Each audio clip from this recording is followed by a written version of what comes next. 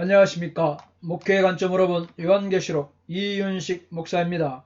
이 시간에 목회의 관점으로 본 요한계시록 8장 6절로 9절 말씀으로 함께 하겠습니다. 일곱 나팔을 가진 일곱 천사가 나팔 불기를 준비하더라. 카이호이 헵타 앙겔로이 호이 에콘테스타스 헵타 살핀가스 헤토이마산 아우투스 히나 살피소신. 그리고 일곱 나팔들을 가진 일곱 천사들이 나팔을 불도록 그들 자신들을 준비했다. 6절은 2절의 행동으로 되돌아가서 이어질 일곱 나팔의 재앙으로 안내하고 있습니다. 이 재앙들은 각각의 인심판을 다시 요약하는 것도 아니고 철저히 시간적인 순서로 인심판을 따라가는 것도 아닙니다. 일곱째 나팔 심판의 내용과 여섯째와 일곱째 인심판이 같기 때문입니다.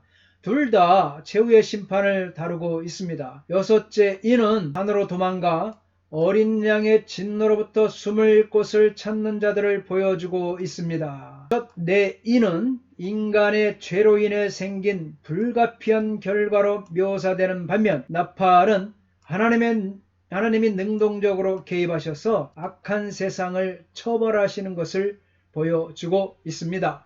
구약 성경에서 나팔은 심판이죠, 경고죠, 승리, 또 종말론적 심판을 비롯하여 다양한 함축 의미를 가지고 있습니다. 요한계시록은 출애굽 재앙의 배경에 따라 나팔을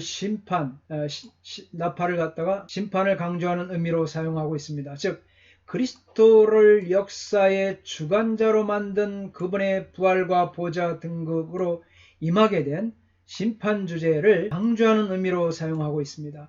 나팔은 또 하나님의 원수들과의 전투가 임박했음을 알리는 신호 표시였습니다. 준비하더라의 헤토이 마사는 동사 표현의 부정과거형으로 철저히 준비되었음을 강조하고 있습니다. 즉 하나님의 명령이 떨어지기만 하면 언제든지 나팔을 불 수 있는 만발의 준비가 끝난 상태를 말하고 있습니다. 그래서 지레드는 이 부분에서 회개하지 않는 인간들에 대하여 경고의 나팔을 지금 암시한다고 주석하고 있습니다. 지금까지는 하나님이 참으셨는데 이제는 신속하게 심판하신다는 것입니다. 이제는 때가 찼습니다. 그렇습니다. 예수 그리스도 밖에 있는 자들은 하나님의 진노의 심판을 견디지 못할 것입니다. 변개할 수 없는 기정사실입니다. 첫 7절 첫째 천사가 나팔을 부니 피 섞인 우박과 불이 나와서 땅에 쏟아지매 땅의 3분의 1이 타버리고 수목의 3분의 1도 타버리고 각종 푸른 풀도 타버렸더라. 카이허 프로토스 에살피센 카이 에게네토 칼라자 카이 피르 메미그네나 엔 하이마티 카이 에블레데 에스텐겐 카이토 트리톤테스게스 카테카이 카이토 트리톤톤 덴트론 카테카이 카이파스 코르토스 클로로스 카테카이. 그리고 첫 번째에 그가 나팔을 불었다. 그러자 피와 함께 혼합되어 온 우박과 불이 발생했다. 그리고 그것이 땅으로 던져졌다. 그리고 땅의 3분의 1이 불태워졌고 나무들의 3분의 1이 불태워졌다. 그리고 모든 푸른 풀이 불태워졌다. 이어서 첫 번째 천사가 나팔을 부니 피 섞인 우박과 불이 하늘에서 나와서 땅에 쏟아집니다. 이 말씀은 애굽에 내린 일곱 번째 재앙을 기초하고 있습니다. 우박과 불을 동반한 첫째 나팔 심판은 사실상 폭풍 신현 모티브가 다섯 번째로 등장하는 것입니다. 이것은 뭐냐? 주권적이고 어미하신 하나님이 통제권을 쥐고 계신다는 사실을 강조하는 것으로서 이 나팔 심판들을 시작한다는 뜻입니다. 우박은 구약 성경에서 자주 등장하는 심판의 특징이지만 신약 성경에서는 요한계시록에서만 등장하고 있습니다. 출애굽 말씀에서 심판의 방법으로 우박과 불이 함께 주어지는 것은 그 심판의 대상이 밭의 채소와 들의 모든 나무라는 점도 계시록 8장 7절과 동일합니다. 그러나 요한은 출애굽의 심판의 대상이 애굽 온 땅의 사람과 짐승이 대상인 것과 달리 오직 땅, 수목, 각종 풀의 국한시킵니다. 이러한 배경은 나팔 심판의 처음 4개가 자연계를 향한 심판으로서 부활을 이루기 위해 주어지고 있음을 알 수가 있습니다.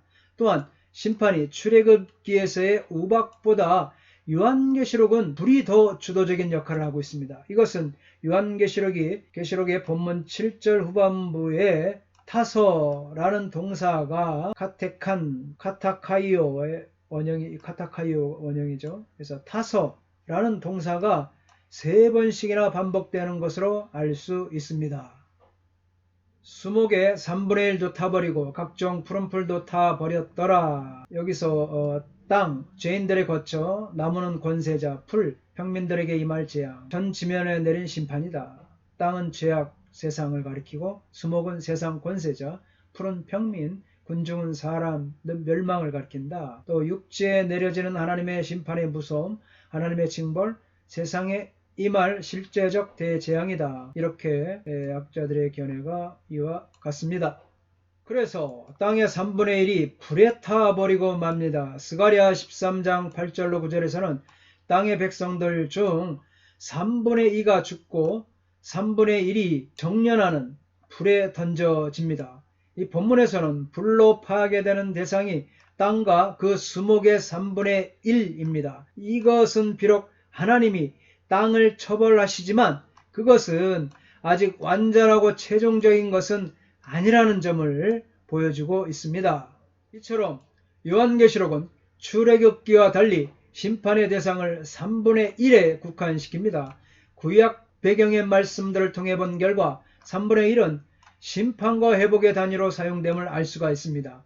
이를 요한계시록의 나팔 심판 시리즈에 적용한다면 3분의 1의 반복적 사용은 위의 구약 본문에 의하면 심판의 시행에 있어서 일정한 형식이 있음을 알 수 있고 요한계시록의 3분의 1의 의미를 스가랴 13장 8절로 9절에서 추적해 볼 수가 있습니다. 스가랴 13장 8절로 9절에서는 3분의 2는 심판을 하고 3분의 1은 회복을 위해 남겨놓은 것과는 대조적으로 요한계시록의 3분의 1은 심판을 하고 3분의 1은 회복을 위해 남겨놓으려는 목적을 가진다 할 수 있습니다. 그러므로 여기에 3분의 1만 심판을 받는 것은 완전한 심판이 아닌 것입니다. 구약 에스겔 5장 2절과 스가랴 13장 8절은 적어도 3분의 2가 될 때 완전한 파멸을 예고하고 있기 때문입니다. 그 성읍을 에워싸는 날이 차거든 너는 터럭 3분의 1은 성읍 안에서 불사르고 3분의 1은 성읍 사방에서 칼로 치고 또 3분의 1은 바람에 흩으라 내가 그 뒤를 따라가 칼을 빼리라. 에스겔 5장 2절에서는 이렇게 말씀하고 여호와가 말하노라 이 온 땅에서 3분의 2는 멸망하고 3분의 1은 거기 남으리니. 스가랴 13장 2절 말씀입니다. 8절 둘째 천사가 나팔을 부니 불 붙는 큰 상과 같은 것이 바다에 던져짐에 바다의 3분의 1이 피가 되고 카이호 드테루스 앙겔로스 에살피센 카이 호스 오로스 메가 퓨리카이 오멘논 에블레데 에이스텐 달라산 카이 에게네터 토 트리튼 테스 달라세스 하이마. 그리고 두 번째 천사가 나팔을 불었다. 그리고 불에 태워지는 큰 상과 같은 것이 바다로 던져졌다. 그리고 바다의 3분의 1이 피가 되었다. 9절입니다.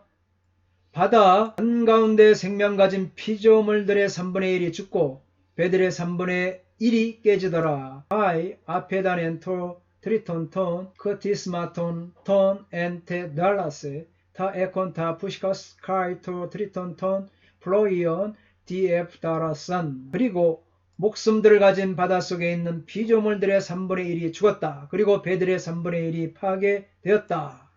둘째 천사가 나팔을 불자 불붙는 산이 바다에 빠져 3분의 1이 피로 변하였습니다. 요한계시록과 성경 다른 곳에서 불은 잘 알려져 있는 심판을 상징하고 있습니다. 요한계시록에서 산은 선하든 악하든 지상적이든 천상적이든 나라를 가리키지만 구약 성경에서는 나라를 표상하는 산은 종종 하나님의 심판의 대상을 묘사하는 데 사용하고 있습니다. 따라서 이 장면은 악한 나라에 대한 심판 심판에 대해 말하고 있습니다. 불탄산은 악한 왕국이 받을 심판을 의미하고 있습니다. 예레미야는 바벨론을 불에 탈 멸망의 산으로 언급하고 있습니다.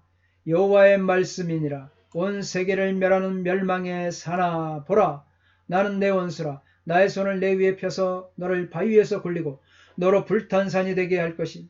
불붙는 큰 산은 바벨론, 곧 악한 세상 전체 구조를 지배하는 큰 성에 대한 하나님의 심판을 표상하고 있습니다.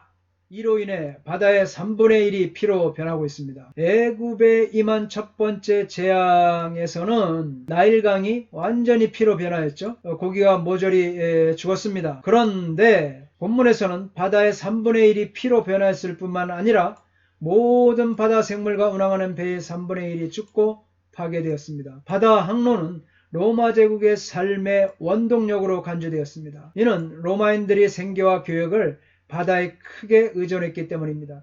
이 재앙은 첫째 재앙보다 더 큰 재앙입니다. 그러나 이것은 부분적인 심판일 뿐이며 회개할 시간이 주어집니다. 하지만 여전히 영향력이 큰 심판으로 전쟁과 재앙의 참혹성을 나타내는 종말론적 사건을 시사합니다. 그러나 이것은 진행될 재앙의 전조에 불과한 것입니다. 배들의 3분의 1이 깨집니다. 적 기독국가들의 소유물들의 심판이다. 바다에 대한 심판이다. 적 기독국가들의 문명, 문화, 업적의 멸망이다. 바다에 내려지는 하나님의 심판의 무서움, 실제적인 하나님의 심판 모습이다. 심한 재앙의 모습이다. 자들의 견해와 예의가 같습니다. 감사합니다. 다음 시간에 다시 뵙겠습니다. 건강하십시오. 샬롬.